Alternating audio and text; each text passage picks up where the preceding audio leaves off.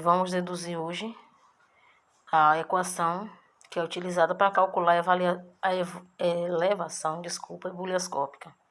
Ela é usada no cálculo das propriedades coligativas. Então, sabemos que para um solvente de uma solução, o potencial químico do solvente no estado líquido é igual ao potencial químico do solvente puro no estado líquido mais RT ln de XA, fração molar de A. Por outro lado, na ebulição de uma solução, o potencial químico de A líquido vai ser igual ao potencial químico puro de A gasoso. Dessa forma, reescrevendo a equação 1, potencial químico de A gasoso é igual ao potencial químico puro de A líquido mais RT ln da fração molar de A. RT ln de XA, estamos trabalhando esse ln de XA como uma fração molar. Dessa forma, o ln de XA pode ser escrito como ln de 1 menos XB, que é igual ao potencial químico puro gasoso menos o potencial químico puro líquido sobre RT. Então, a diferença entre o potencial químico líquido e o potencial químico gasoso de uma mesma substância pode ser chamada de ΔG, que é ΔG de vaporização. ΔG de vaporização nada mais é do que a passagem do líquido para o gás. Desta forma, pode ser escrito de 1 ln de 1 menos XB, que é igual a ΔG de vaporização, RT. Sabemos que ΔG é igual a ΔH menos T ΔS. Desta forma, a equação pode ser escrita substituindo o ΔG por ΔH menos T ΔS. A equação vai ficar ln de 1 menos XB é igual a ΔH de vaporização, RT, menos ΔS de vaporização sobre R.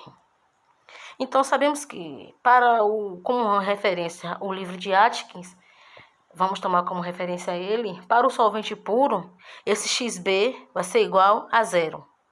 Então, a equação vai ficar ln de 1, que é igual a ΔH de vaporização, sobre RT puro, menos ΔS de vaporização sobre R. Como ln de 1 é igual a zero, passamos o termo ΔS, para frente, e a equação vai ficar ΔS de vaporização sobre R é igual ao ΔH de vaporização RT puro. Então, podemos dessa forma substituir o ΔS de vaporização por ΔH de vaporização sobre RT. Assumindo desta forma que o ΔS e o ΔH não irá variar significativamente em uma expressão com um solvente puro. Então, como ele não vai variar, e essa solução está bem diluída, como não varia o ΔS e o ΔH e a expressão é de um solvente puro, nessa solução ela está bem diluída, a expressão vai ficar ln de 1 menos XB é igual a ΔH de vaporização sobre RT menos ΔH de vaporização dividido por RT asterisco. Aqui também é um asterisco. Colocando o ΔH de vaporização em evidência, vai ficar ln de 1 menos XB, ΔH de vaporização dividido por R, que multiplica 1 sobre T menos 1 sobre T asterisco. Então, vamos usar a expressão de Taylor para melhor facilitar a dedução desta equação. Na expressão de Taylor temos, se eu tenho um ln de 1 menos xb, que é igual a 1 menos xb menos 1, menos 1 meio, vezes 1 menos xb menos 1 ao quadrado, e aí vai seguindo sobre 2, sobre elevado a 2, elevado a 3 e assim por diante. Então, para um xb menor de que 1, bem menor de que 1, ln vai ser 1 menos xb, que é igual a menos xb. Então, reescrevendo a equação, vamos reescrever essa equação, vamos inverter o termo e calcular a diferença da fração molar. Então, aqui, inverter os termos. XB é igual a ΔH de vaporização sobre R, 1 sobre T asterisco menos 1 sobre T. Então, vai ficar 1 menos T asterisco sobre T vezes T asterisco. Dessa forma, T menos T asterisco é igual ao ΔT e T vezes T asterisco é igual a T asterisco elevado a 2.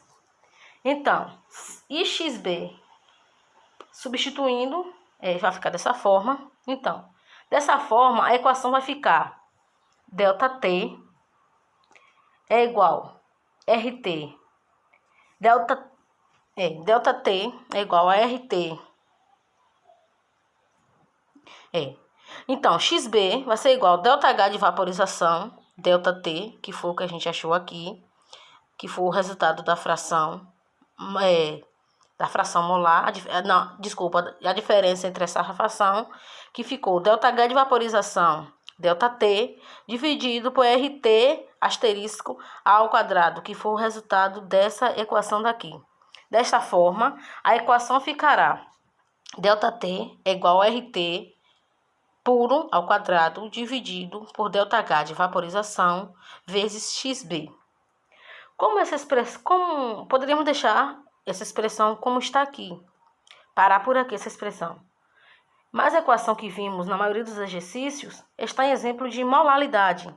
Então, a gente tem que dividir essa equação até ela chegar, dividir pela fração molar para acharmos a molaridade, já que a maioria dos exemplos só se resolve com molaridade. Então, dessa forma, a equação molar a gente calcula como XB é igual a NB, dividido por NA mais NB, que é igual a NB sobre NA, que é igual a NB sobre MA, dividido pela molaridade de M de A.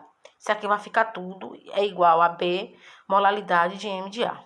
Logo, desta forma, calculando, reescrevendo essa expressão, essa expressão, ΔT vai ser igual a molaridade de M de A, RT puro ao quadrado, dividido por ΔH de vaporização.